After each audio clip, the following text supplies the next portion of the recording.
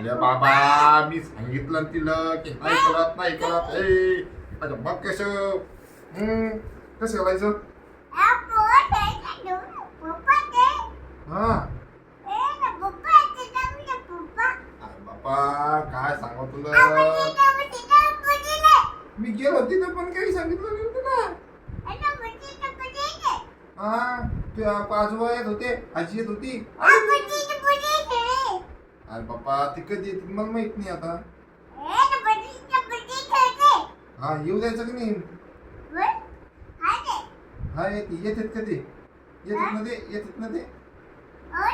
हा गाडीत येणार ते मामाच्या हा मामाच्या गाडीत येणार आहे ती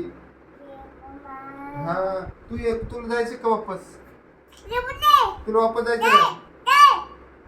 वापस जायचं तुम्हाला ते ताईला काही गरज नाही ना ताई काय कामाची नाही ती